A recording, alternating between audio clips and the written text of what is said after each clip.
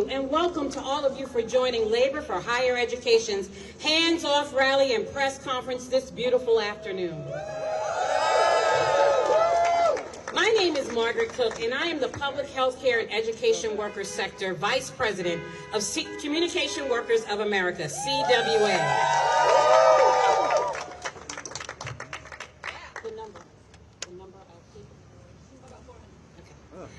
I want to thank the members of the press in attendance and recognize all of the unions and ally organizations that have helped make this happen.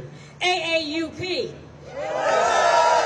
AFT, AFSCME, CWA, NEA, OPEIU, SEIU, AW, UE, HELU, and the JET Collective.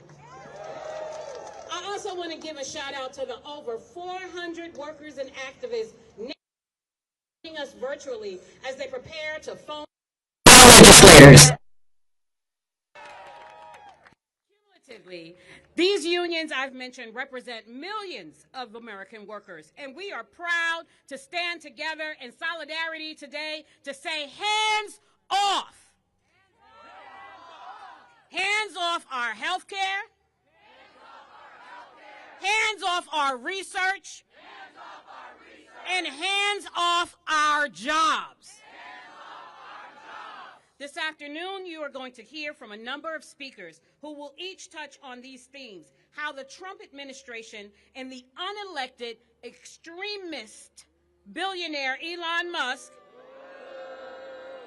have perpetrated illegal, immoral, unethical, and unacceptable attacks on our members, workers across this country, and on millions of people who depend on us for delivering health care, conducting critical research into urgent problems, and the services that we provide every single day in every single state, in every single congressional district in this country. We're going to talk about what these cuts mean, what it means for people currently surviving and fighting illnesses across the country and across the globe. Each one of us has something at stake, and every family has a story. I know mine does. I'm currently watching loved ones fight cancer, and this administration has the shameless audacity to attack cancer patients and research. I know what this means for the admins who do the meticulous paperwork needed to complete projects, for the cafeteria folks who serve meals on campuses, for the custodians who help to ensure the safety of all. And then there are the families of the people who work in these places, the communities that rely on these places. This is so much bigger than what any of us does in our individual lab, at our local schools, or clinics. These attacks are on our lives and livelihoods, and they impact us all. You know, I've sat back and listened to them talk about the need to cut back on the size of our federal government, and to do so by going on a rampage against these workers who are doing some of the most critical and vital work our government does. Well, what they aren't telling you, because they're liars and they're cheats, is that today the federal workforce is the smallest it has ever been since the Great Depression, at just 1.5% of the jobs across this country. Years of plundering public dollars for corporate greed, decades of austerity and slashing and burning the public good has left our government smaller than it's ever been. And these jackals are not done tearing away at it. And for what? Let's cut the racist dog whistles about DEI. Setting aside, for the sake of argument, the fact that we do need to address inequity and injustice, are you really telling me that the cuts to the people working on cancer research is DEI? No. That the cuts to people working to deliver vital aid and care is about DEI? I see right through it, and I know you do too. The reality is we need more public investment, not less. Because what is that investment actually going to do? Well, you're going to hear more about that today but what these workers do is they discover, they educate, they provide care, and they prevent and act in emergencies. In labs and research settings across this country, these workers are discovering cures and treatments for diseases that threaten us all. In schools and campuses, they're educating and helping to elevate the knowledge of future generations. In clinics, hospitals, and public service facilities, they're delivering care to people who need it. And in dire straits, from outbreaks of viruses and forest fires, these are the people who put themselves at risk to protect the rest of us. And that's who Trump and Musk and a bunch of kids without any real-world knowledge and experience are trying to get rid of. Trump and Musk, whose genius is in putting their name on work and breakthroughs of other people and charging rent for it. Well, hands off. This money is the public's, and we demand that it be used for the public good. Not 1 penny less. No, I firmly believe that for us to meet the incredible challenges and realize the potential of this country, we need so much more public investment. That's why we've got to unite across our unions, across our kinds of work, across our communities, to stand up, to speak out, resist these attacks, and defend the services and work we do for the people that we serve and work for. And with that, I'm going to bring up our first speaker, AAU President Todd Wolfson. Good afternoon. Say it with me now. Hands off our health care. Hands off our health care. Hands off our research. Hands off our research. Hands off our jobs. Hands off our jobs. One more time. Hands off our health care. Hands off our health care. Hands off our research. Hands off our research. Hands off our jobs. Hands off our jobs. Good afternoon. My name's Todd Wolfson, and I'm president of the American Association of University Professors, National Vice President of the American Federation of Teachers, and a faculty member at Rutgers University. We're here today because we refuse to stand by while Trump and his billionaire allies destroy the institutions that keep people alive, gut the research that saves lives, and strip workers of their jobs and their dignity.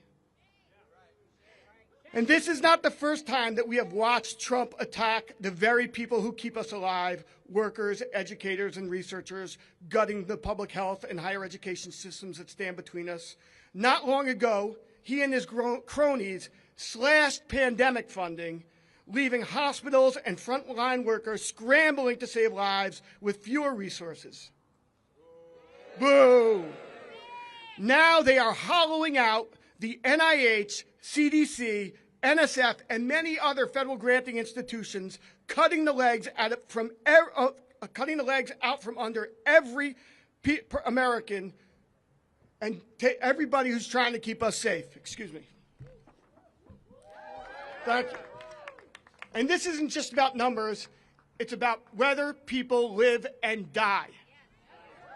These cuts mean cancer patients left without hope, Alzheimer's stealing more loved ones, diabetes going untreated, and heart disease taking lives that could have been saved. It means doctors and scientists forced to abandon research that could cure the next deadly disease. Shame. It means students training to save lives will have their futures ripped away before they even begin.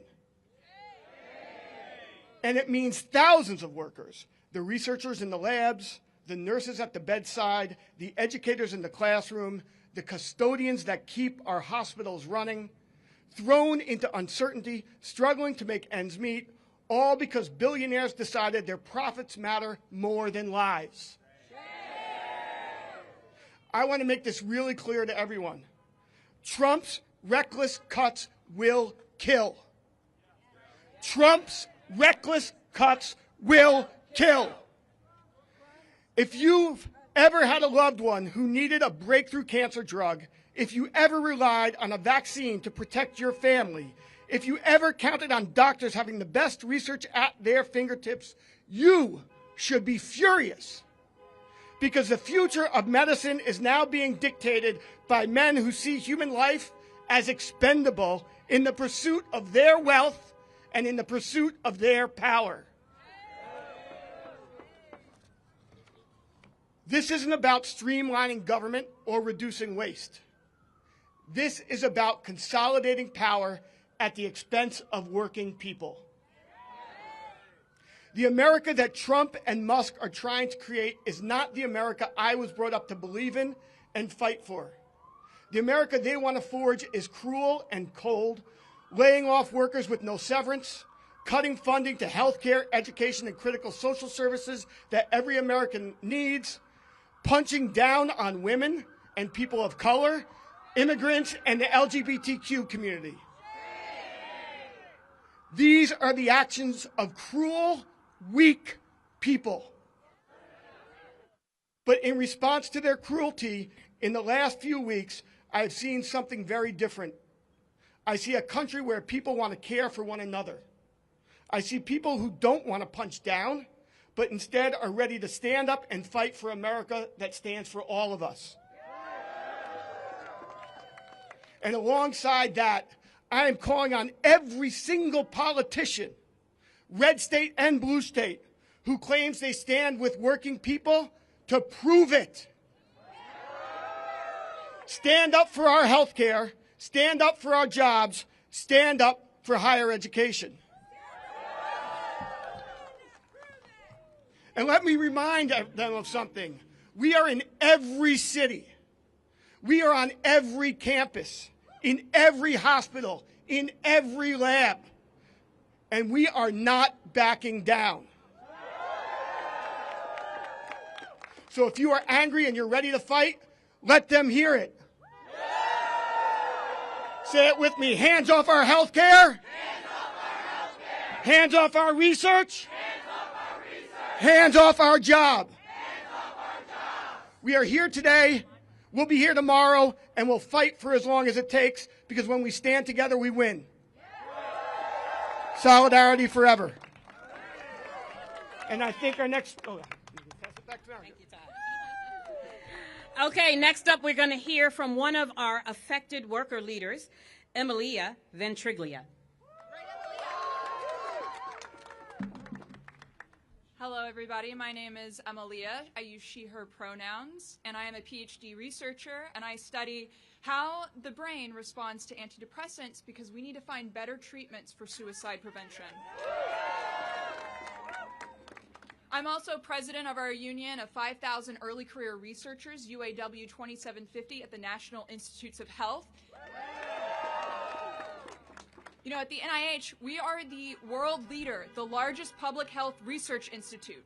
Our work at the NIH drives urgent research across the United States on things like we've heard, cancer treatments, chronic pain, addiction, Alzheimer's.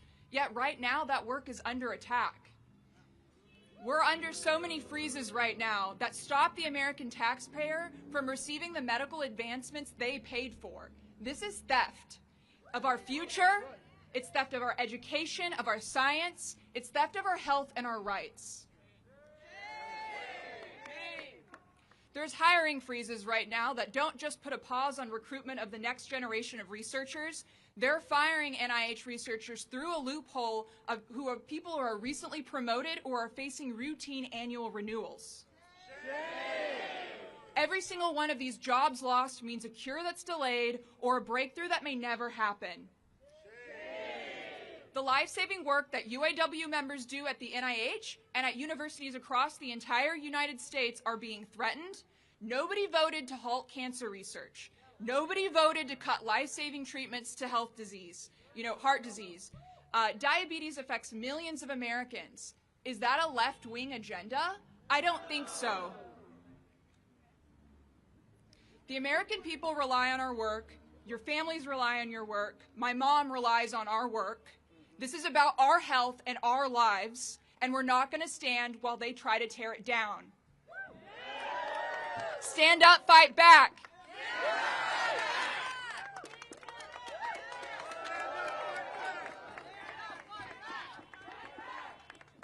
Next up, we have AFT President Randy Weingarten.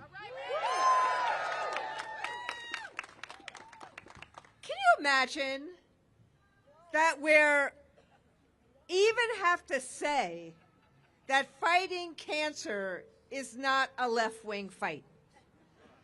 Fighting diabetes, Alzheimer's. How did we get to this situation that all of a sudden a president of the United States has taken a hatchet to this building, to the people who work in this building, whose single mission is to try and make people healthy?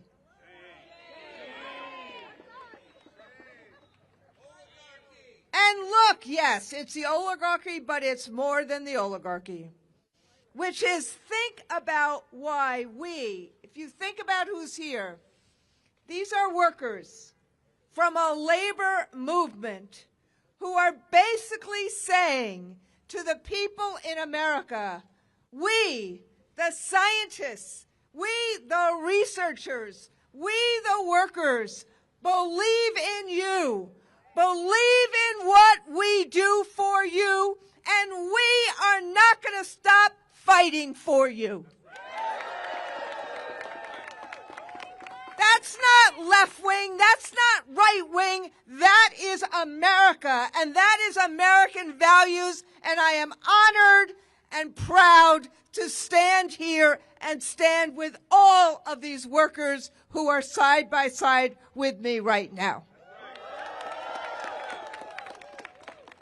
It's the craziness, the chaos, the confusion, the cruelty that has been visited upon America since January 20th is intentional, because it is about creating the space and the environment so that the powerful and the rich can take it all. And we are standing here today to both educate and to advocate. Union members, researchers, scientists, to cry out, to make sure Americans know that we are going to fight for their future, fight for their freedom, fight for their health care, regardless, exactly, regardless of what happens to any of us. That is the courage of our convictions. That is what a labor movement does. But let me just, you've already heard some people put the face on it, and I want to say thank you to all of them and all of the people who are going to speak after me. But think about this. Alabama, a state that voted for Trump, received $386 million in NIH grants. It supports almost $1 billion of economic activity in Alabama. And what has happened? It's been cut. Illegally, yes, but it's been cut. Take another state.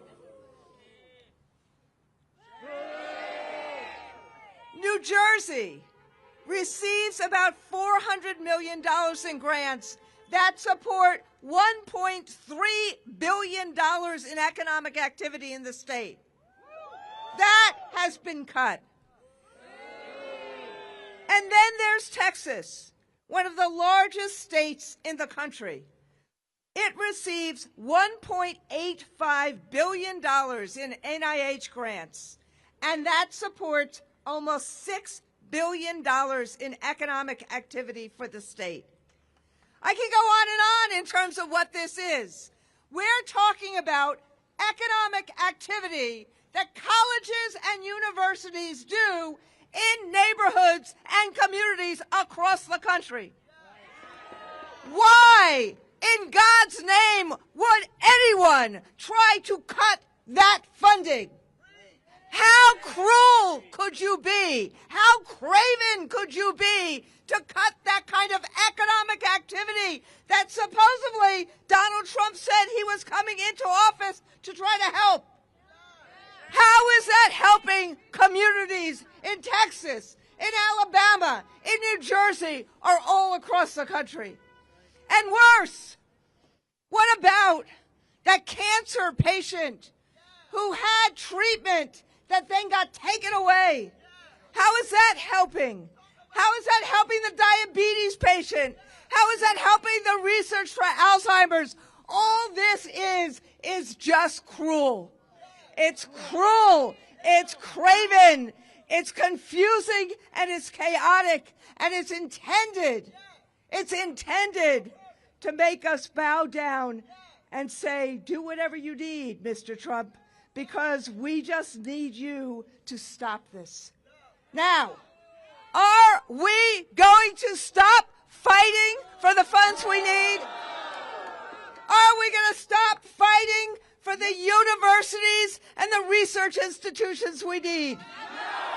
Are we going to fight in the courts and the court of public opinion? Are we going to fight in Congress and take it to commercial interests of Elon Musk? Are we going to stop fighting ever? Are we going to keep on making sure that the public and public institutions who fight for this kind of health care are basically given the priority in this country, not billionaires and oligarchs? So, this is only, this week, the first of many. Next week, we'll be fighting about K-12 and higher ed education cuts. We've been fighting about the post office cuts. The one thing we've noticed in all the different things that Donald Trump has cut, the one thing that hasn't gotten cut is the cost of eggs, or the cost of housing, or the cost of health care. So there's a saying in labor about people. We need to be united. We need to have each other's back. We need to fight on behalf of every American. That is what everyone here is doing. In solidarity, in unity, the people united will never be divided. The people united will never be defeated. Thank you.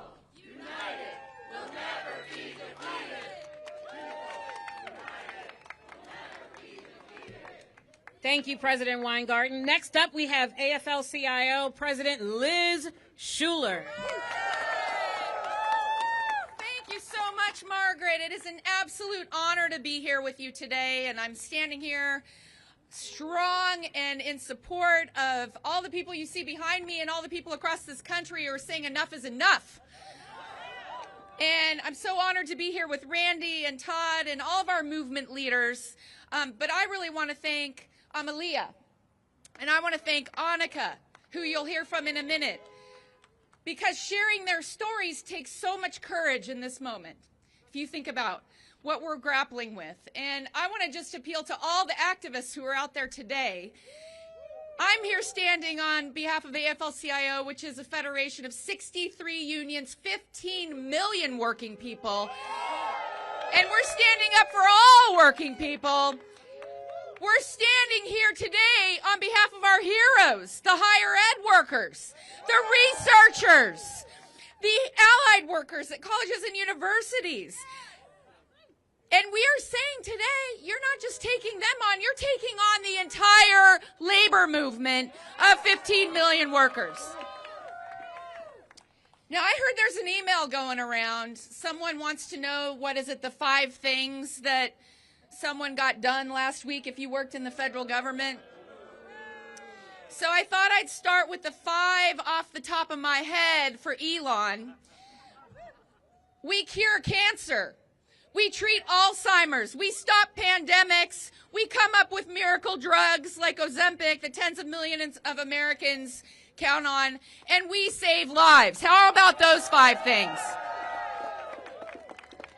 Are those 5 things good enough for you? Because that is what these workers do every single day, not every week, every single day. So Elon, you don't need to bother with that email. I'll tell you something. If you want to threaten our labs, our equipment, our tools that we need to do these jobs, if you want to say curing cancer is a bad investment for the government to be making, then why don't you give back the $18 billion in federal loans that you have taken over the past 10 years? That's right, no more billionaire welfare. Now, we all know what happens next. They hand over all the research that we paid for as American taxpayers to Big Pharma. They hand it over to private companies and billionaires who are going to leech off our work. And then they make what? Billions more on the backs of our scientists and our researchers, and we say no more. Because that is not okay. So we are telling you, just as Randy said, we are here today because we are going to fight back. Are we going to stand up and fight back? Yes. We're going to fight like our jobs depend on it. Yes. We're going to fight back like our lives depend on it, literally. Yes. Because they do. We are going to fight like hell. And look around you today, because this is power. We can reach millions and millions of people across this country because we know the best way to fight back against bullies is to band together. And we build our power. Are you ready to build our power? That's what I thought. Thank you. Thank you, Liz. Up next, we have AFSCME Secretary Treasurer Alyssa McBride. Union family, let me hear you if you are ready to take a stand for our communities, for our co-workers, and for our country. I'm the Secretary Treasurer at AFSCME, and we are proud to be 1.4 million members strong, thousands of them in hospitals and universities and veterans' homes. We show up for our communities with care and with courage and with compassion. And we're proud to link arms in solidarity with you here in D.C. and virtually, those who are tuning in. We are the frontline workers who keep our communities safe and strong. These are researchers and lab techs and janitors and maintenance workers. Because when they say indirect costs, you know what they're talking about? Human beings who clean labs and keep generators going and maintain special equipment because we make science happen. Like at Oregon Health and Science University, which is a research powerhouse full of brilliant minds, heads, and hearts and hands, putting an end to Alzheimer's and cancer and opioid addiction. Those are AFSCME members like Lynn Swarbrick, who's been taking on tuberculosis for 23 years. And her funding comes from the NIH. Slashing those costs is a direct hit on her co-workers, but most importantly on our nation's capacity to fight deadly disease. And that's why we've got to stop them from slashing through our healthcare systems, our research, our beloved healthcare system, because more Americans will get sick, more infectious disease will spread, more medical progress will grind to a halt, and more of our neighbors will be in harm's way. Because we prevent disease, we prevent death, we prevent disaster, and we prevent disinformation. So we're here with a message. We will not be silent. We will not sit down. We will not step back. Because in our labor movement, when you take on any of us, you take on all of us. We are fueled by a power that they can't stop, and that's people power. We've got to stand together against this assault. So let me ask you right now to commit, to get organized and stay connected to each other, linking arms today and every day, to communicate, not just with our allies and within our workplaces, but with our elected officials, especially today, because today we can reach our members of Congress to say, vote no on the House budget resolution that will cut public services to give tax breaks to the ultra-wealthy and giant corporations. We have the power. Call your members of Congress. Go see them if you're in D.C. Get on the phone if you're out there across the country. And most important, we've got to build our union power by asking other workers to join us in our labor movement, because we are the only people who can stop this assault.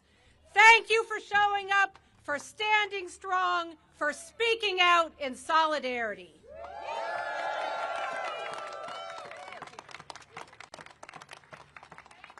Thank you, Alyssa. Next up, we have UAW International Board Region 6 Director Mike Miller.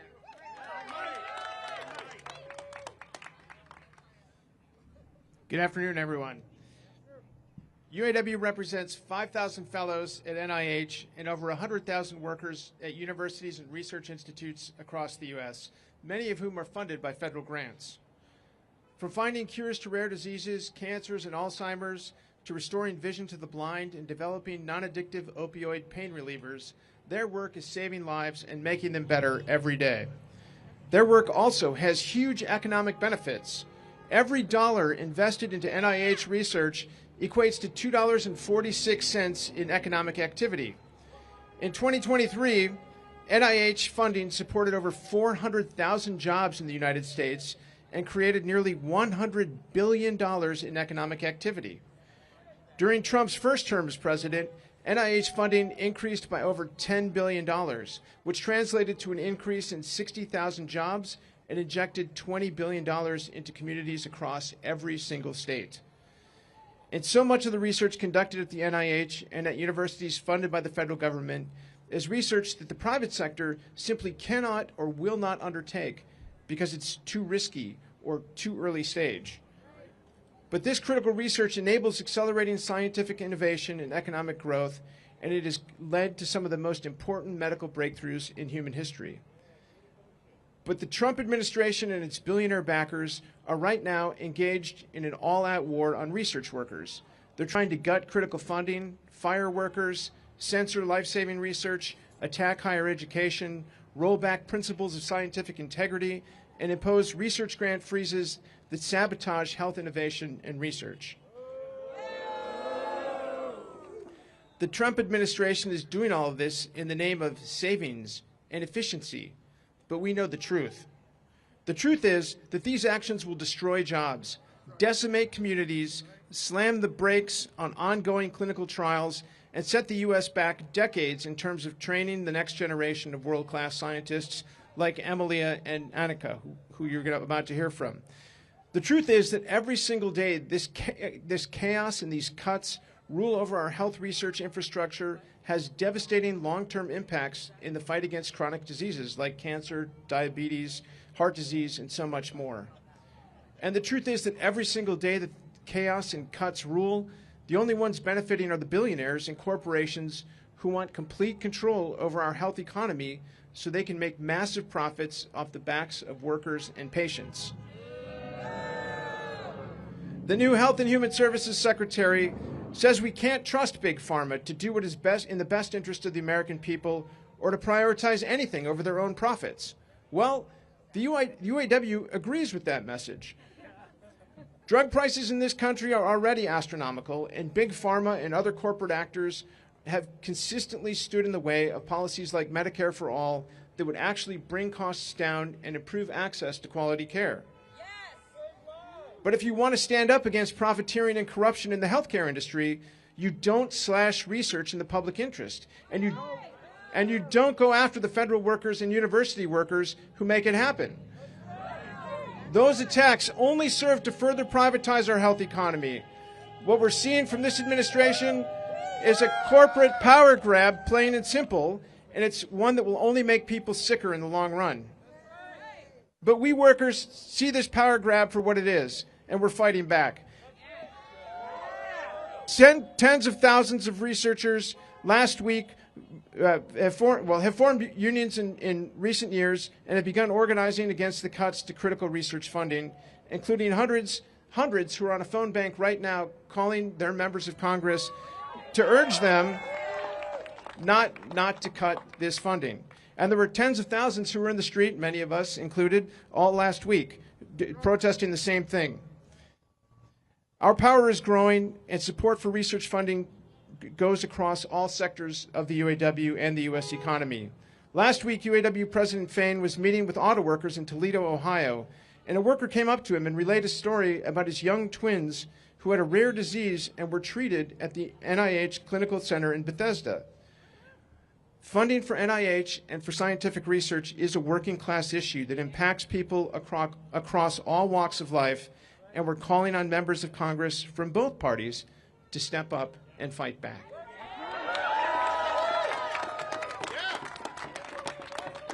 Thank you, Mike. Next up, we have another affected worker leader, Annika Barber from Rutgers AAUP AFT. Hey folks, thanks for coming out today. I fell in love with science when I was 10 years old, and in 2020, I got my dream job as a real scientist at Rutgers. And like my sign says, I would rather be in lab right now. But what's got us out of the lab and we have some serious problems, because just last year, I got my first big National Institutes of Health grant to fund my research. The National Institutes of Health is the largest single public funder of biomedical research in the world. RFK Jr. says he wants to make America healthy again. What past is he looking to when he says again? A past without vaccines? A past without insulin? A past without chemotherapy? American biomedical researchers are in their labs right now making discoveries and moving forward clinical trials that will lead to the medical breakthroughs we will take for granted. And to do that, we need a government that continues to invest in scientific research, not tax cuts for billionaires. My lab uses fruit flies to understand how aging, dietary stress, and traumatic brain injury disrupt physiology and behavior. And when you think about human health, fruit flies might not be what comes to mind. But I'm here to convince you that fruit flies save lives. American scientists have won 4 Nobel Prizes for research conducted in fruit flies, 4 Nobel Prizes for research conducted in worms. These invertebrates are critical to the fundamental research that leads us to understand what genes are, what mutations are, how environmental factors cause disease, and lead to the breakthroughs that have allowed us to have year-on-year improvements in cancer prognosis in America. My lab works on traumatic brain injury because while science has improved the survivorship from traumatic brain injury, those survivors experience a host of problems. And brain injury survivors aren't just people like our veterans. More than half of Americans are people over 55 falling at home. How many of us have someone over 55 who could fall? How many of us are going to one day hope to be over 55 and not fall? Decades of work in rodents have yielded attempts at therapeutics that have all failed in clinical trials. So my lab is going back to the drawing board and conducting large-scale screens in fruit flies that will let us find new genes and new biological targets to serve as potential therapeutic interventions for brain injury survivors. These new therapeutics, they're probably 20 years away. But if we don't start creating that basic knowledge now, what will we draw from in 20 years? You taxpayers are paying for us to create this knowledge for you. Federally funded basic science research is a pipeline for medical breakthroughs. Without the work we're doing in our labs, in bacteria and worms and flies and squid and even Gila monsters, we would not have medical treatment for cancer or diabetes or pain. For each pharma company that announces a new treatment, there are decades of research that you paid for that are allowing that new treatment to come to market. Trump's attack on basic science is cutting off the pipeline of knowledge and talent that will yield the breakthroughs that we need in 20 years and in 50 years. Sure, we might get the next breakthrough next year, but what about the one after that? Letting the American scientific well run dry by cutting off our funding will not make America healthy again. It is only making us sicker with every passing day.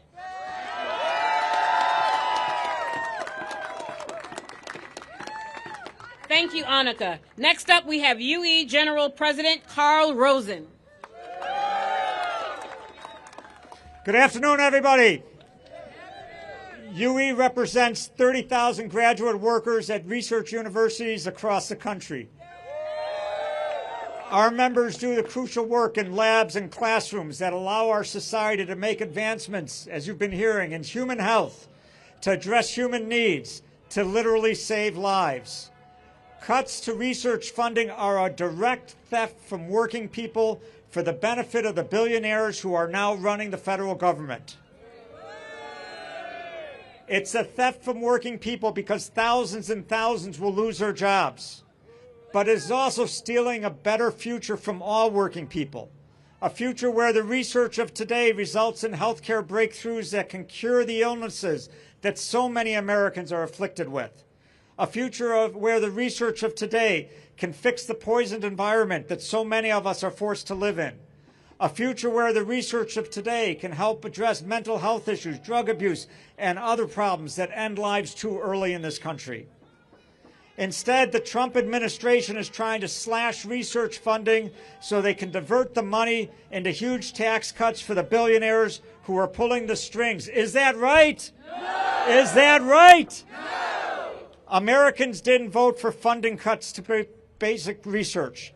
The money that Trump and Musk are trying to cut was appropriated by Congress, the body to which the Constitution gives the power of the purse. In fact, the last time Trump was in office, he tried to cut research funding. Congress not only refused to cut it, but actually added additional money. Congress has always funded basic research because Americans need and want our nation to be able to continue to make advancements in health and science. Trump promised working people a better economy, but pushing through cuts that could force universities to lay off thousands of people will make the economy worse, not better. Many universities are the largest employers in their area, especially in rural states, and layoffs will do nothing good for the local economies that depend on them. Trump and Musk are making these cuts in a totally undemocratic fashion because they know the American people don't support them. Congress appropriated this money, and Congress needs to step in and reassert their authority. And we, the American people, need to put pressure on every member of Congress, regardless of their party, to stand up and say to Trump and Musk that our country is a democracy, not an oligarchy, and that we won't tolerate their enriching themselves by stealing our future. Are we ready to fight? Are we ready to fight? Solidarity. Thank you, Carl. Next up, we have NEA Councils for Higher Education, Alec Thompson.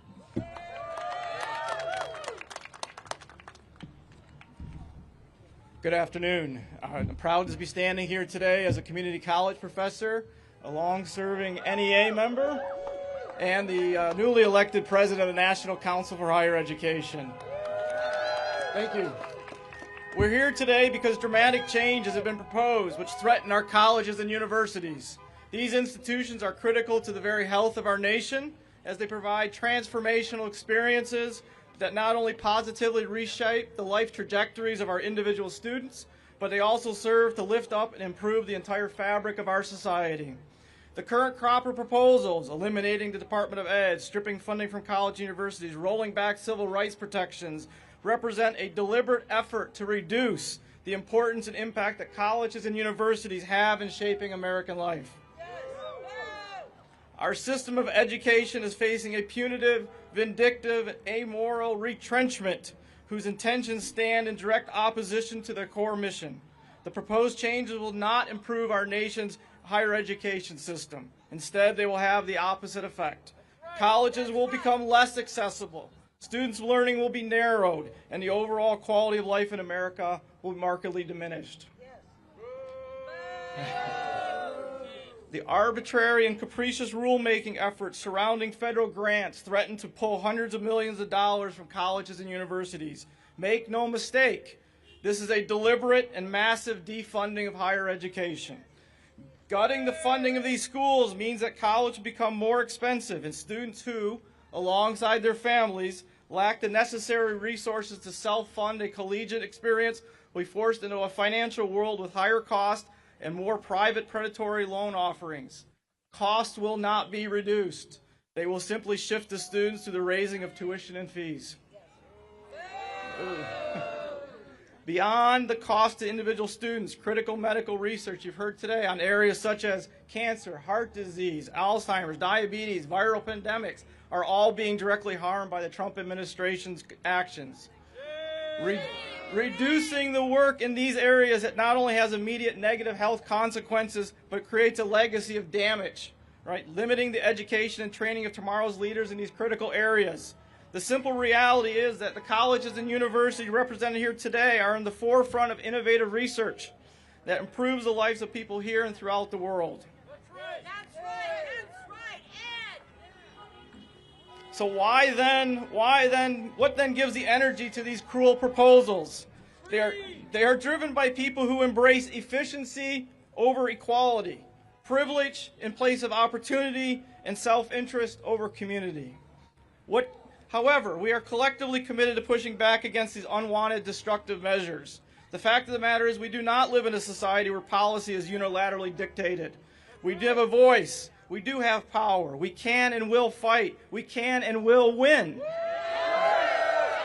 So let's stand together, preserve these institutions. We need them and they need you. Thank you.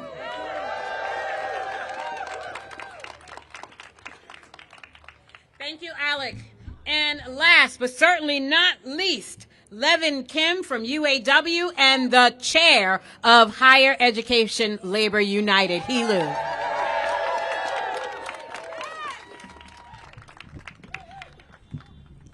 Good afternoon, everyone. My name is Levin Kim. I am the president of UAW 4121. We proudly represent 8,000 academic workers at the #1 publicly funded university in the United States, the University of Washington. I'm also the chair of Higher Ed Labor United, an unprecedented coalition of labor unions that represent workers from coast to coast and wall to wall across higher ed in the United States.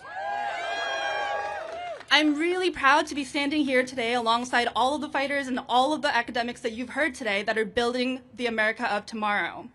At my worksite, the University of Washington, which is which gets in one of the highest amounts of federal grant money across the U.S., there are workers right now that are uncertain of our future because of these reckless thefts from the American government and the Trump administration that is wreaking havoc on the working class.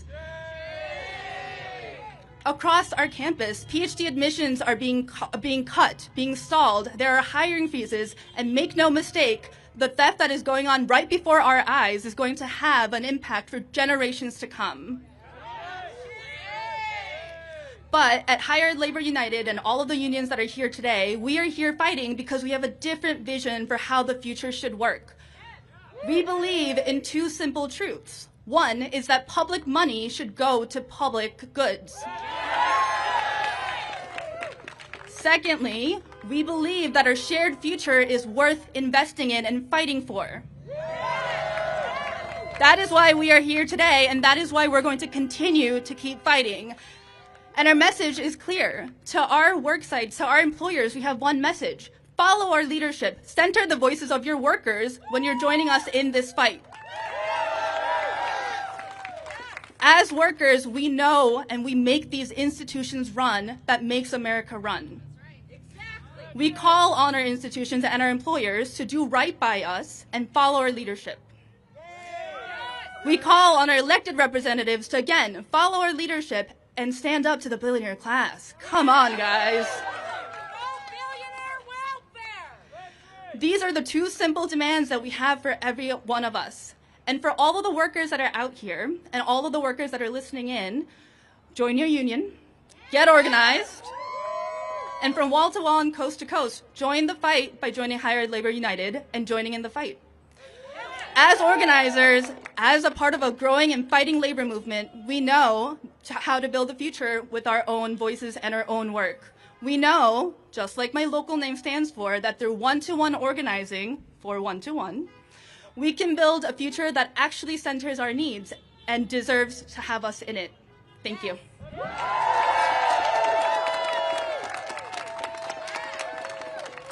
Thank you, Levin. And again, thank you all for coming. My name is Margaret Cook, and I am the Public Health Care and Education Worker Sector Vice President of CWA, Communication Workers of America. And one of our favorite slogans is, when we fight, when we fight, when we fight. Thank you all.